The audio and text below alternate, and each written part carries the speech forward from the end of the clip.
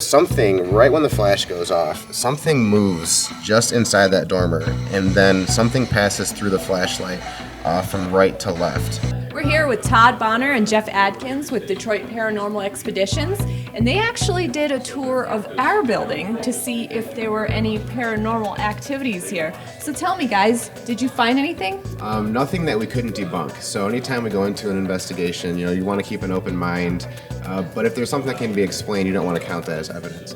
So one of the cool things that happened that we're not quite sure if it was paranormal or not is in one of the conference rooms down here, the blue one with Bob Seger in it. Brandy, our psychic, heard it twice. I heard it once. It sounded like a woman crying just outside the glass.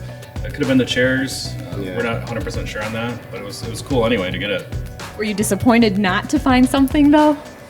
Not really. I mean, we go into this with an open mind when we go to locations. It's actually cool just to be here and just see the studio and get to talk to a few people and stuff. And Yeah.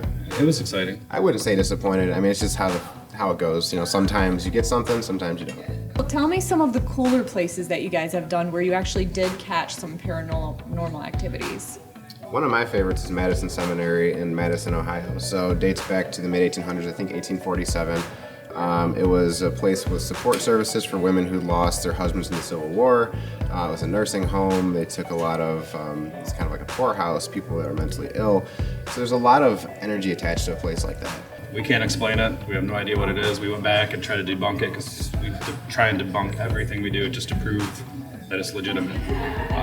So we have the clip if you want to play it. Yeah, absolutely. Let's play it. So what you're seeing here, although a little bit grainy, this is me in the middle of the floor and our friend Cindy here on the right side of the screen.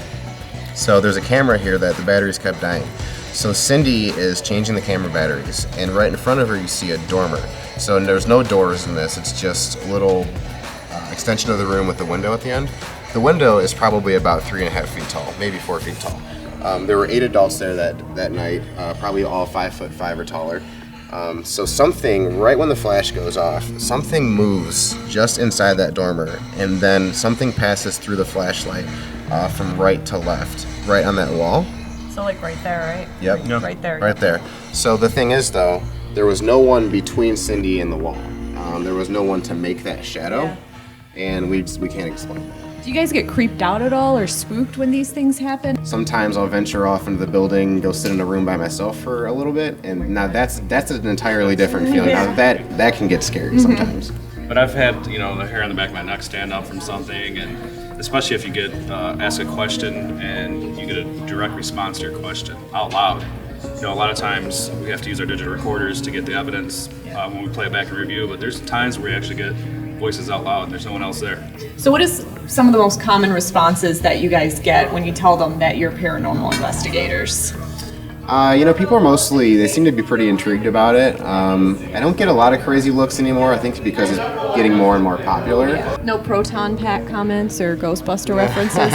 Occasionally, not all the time. We get that sometimes. We get a call every now and then. Is there a way people can follow your adventures?